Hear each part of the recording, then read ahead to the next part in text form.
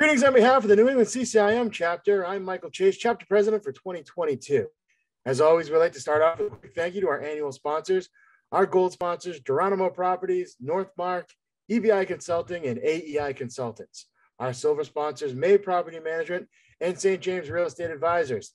I would also like to mention our charitable partner for 2022, New View Communities, a CDC organization promoting affordable housing in central Massachusetts.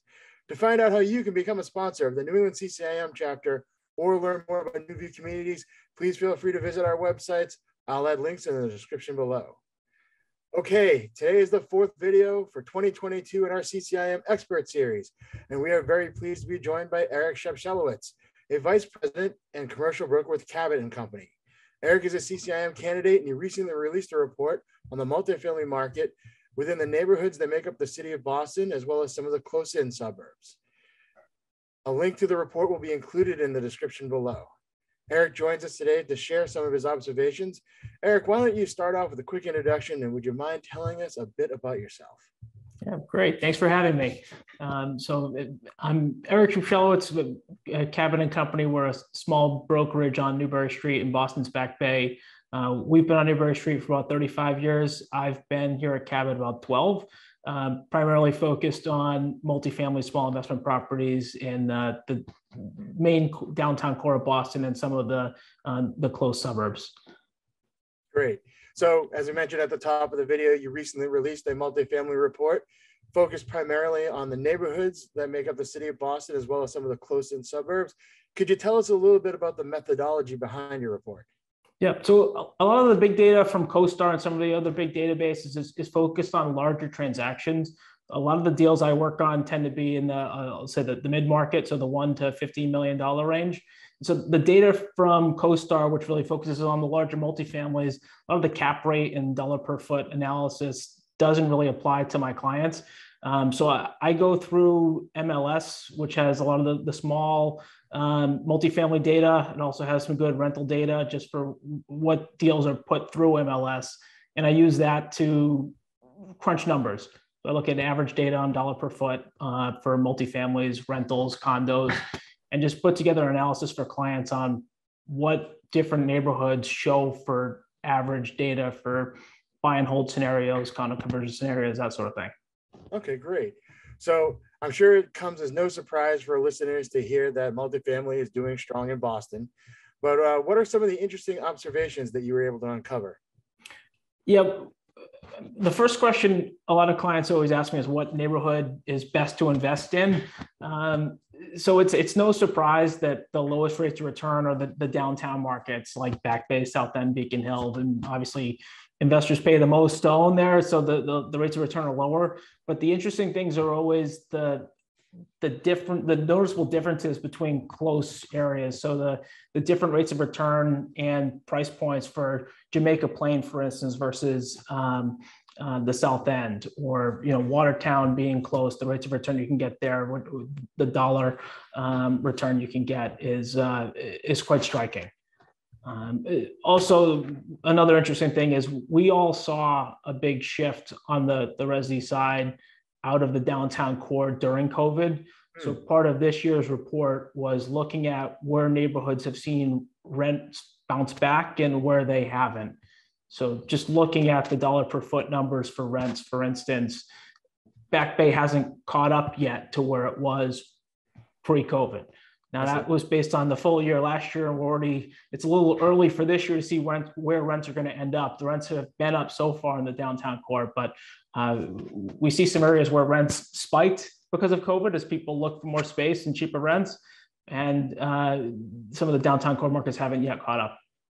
I thought one of the interesting things I saw in your report was that some of the neighborhoods and areas that provided the best value on a price per square foot basis were also some of the neighborhoods that were getting the highest rent growth.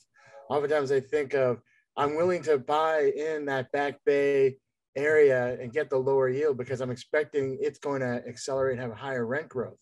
But that seems to be a little bit different from what you saw. Yeah, and part of it is that, and I think part of the reason clients like to invest in markets like Back Bay or Beacon Hill or South End is it's less volatile generally, short of a 2-year long pandemic. Usually people don't see the rent decrease that we've seen in some of those markets, like we saw due to high vacancy rates. So I would say it's partly that, but it's also partly some areas are growing really fast. Like you see markets like East Boston that have brand new developments and just product that's never been there before. So you see rent rates spike, and so that brings those numbers way up. Is that what you're seeing as the primary cause for rent growth? New product being added, or is it transit oriented or proximity to schools? Where do you think is some of the leading contributors to the rent growth? Well, and I think it's tied to public transit, right? Like East Boston, I think one of the reasons that has taken off so well is largely due to the close proximity of public transit, like namely the Blue Line. I remember several years ago having conversations with clients that were analyzing deals there, and we talk about it now and they regret not jumping on those deals. And one of the reasons they didn't want to get involved in East Boston back then was the traffic going through the tunnel, and people that live in East Boston really aren't driving from East Boston is what we're seeing, and a lot of the developments are clustered around those Blue Line stops, and to some extent on the waterfront and utilizing the water ferry service across the harbor. So I think a lot of the development we're seeing is around some of those transportation hubs, like mainly T stations. And so it's sort of tied together. Right. And you said you're more of your business tends to focus more on the middle market. So these new developments that are coming online in the area, such as the East Boston waterfront, it's causing some of the middle market owners, players to renovate their units and kind of step up their game as well.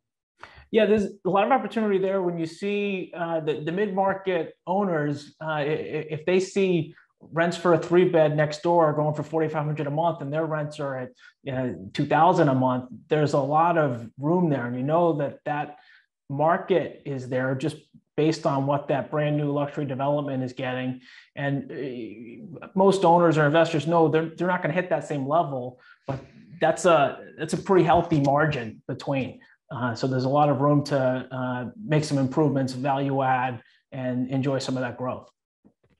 I think what we saw during COVID was a little bit of urban flight, people leaving, maybe going to suburban locations, bigger units, able to do some work from home. Schools opened back up. We saw the demand for downtown urban core apartments pick up again. But in general, I think the unit sizes, I would say in general in the urban core tend to be smaller. Are you seeing a change or a shift in demand of what tenants are looking for as they are coming back to the city? Are they looking for the ability to still work from home? Are there amenities or things that landlords need to be conscious of as they're trying to welcome back or attract tenants back into the apartments? I would say I haven't seen that as much, just because a lot of the product downtown, it's not as dynamic. So when we're talking about urban core, the way units are laid out and with fire escapes and egress, it's not as easy to change the overall shapes of units. In general, there's different philosophies that investors take on whether you prefer the 1-bedroom and the small studio, just in terms of maximizing your dollar per foot, versus some owners investors that really believe in 2 beds and the type of clientele that you're able to attract, whether they're going to stay longer, versus a 3 or 4 bedroom in the downtown area where you don't see families as much. You might be attracting roommates. So markets like Alston, Brighton, where, as you alluded to, schools were closed last year, students weren't allowed on campus. We saw some heavy vacancies in those markets, and those are typically larger units. And what I've seen is those have been harder to fill, short of students coming back, where there's a big plethora of available 3 to 4 bedrooms. Those are harder to fill than the ones or small studios where maybe someone just wants to get back into town. So it's easier to be dynamic with smaller units. And so some investors prefer that. but we're still, I would say, seeing activity on both ends. And rents are still expensive. In general, I mean, rents were way down for the downtown market last year, and that's how we might see a lot of movement within the rental market this year, just because some of the deals that were struck during COVID, I mean, it was really a renter's market. And when the renewal letters go out and some of the owners try and claw back some of those concessions, we might see a lot of movement. But one of the reasons for activity on bigger units, the 2s, 3s, and 4 beds, is with roommates that were able to keep costs down. I think because of the COVID and social distancing, people moved towards the smaller units and they were able to get good rent concessions. I would expect that we see more of a movement back to those larger 2 to 3 bedroom units, so people can use roommates and split the cost a little bit more. So speaking of downtown units a little bit more,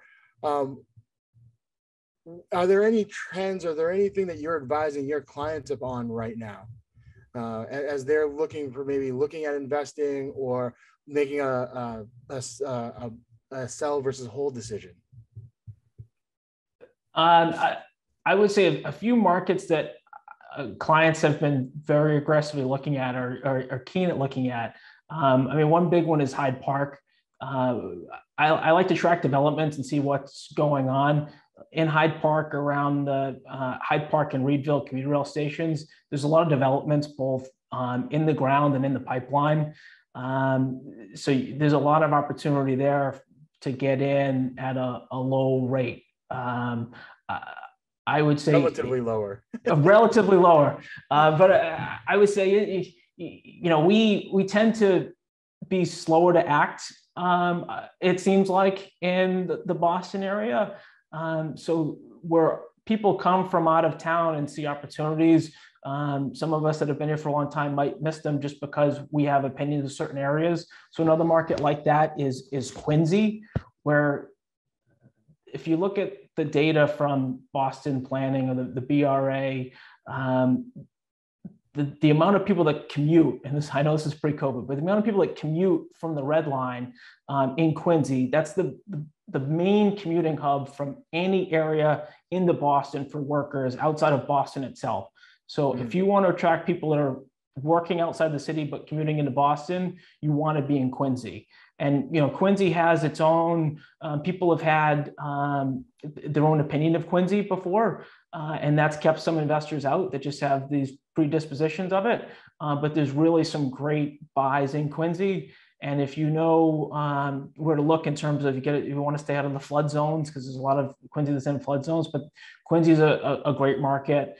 So those are two big ones that I like to encourage investors to look at, just as seeming real opportunities. So for those who might be viewing this video who are not necessarily as familiar with some of the eccentricities of downtown Boston, some of the things that make it unique is pretty much the majority of our units roll on September 1. We call it moving day here in the city. And also, you mentioned earlier, some of the larger units don't necessarily exist in the city. We're not necessarily looking at families, but you might be looking at roommates. But are you familiar with what is there? A building code isn't an issue with larger units. There's a limit as the number of roommates can be in one unit. Yeah, I mean, generally speaking, our zoning limits how many unrelated people can be in a unit. So we have restrictions on how large a unit can be. That's why, in general, you really don't see more than 3 or 4 bedrooms in a unit, just because it's against our zoning to allow unrelated people in those housing units. Right. And it doesn't matter if that's a 3-bedroom unit or a 1-bedroom unit, that limit is the same. I think it's 4 or 5 people. Before I let you go, can you give us a little actual data points? What a middle market play, because I imagine there's a bifurcation between your institutional type properties and maybe the middle market. What is a cap rate in some of your areas? What are you seeing for average rents in some of your areas? One of the things you see in the report that I focus on is that the cap rate, just because the expense data is so different. I like to focus on percent return, which is just I call it percent return, but it's the rent rate over the multifamily price.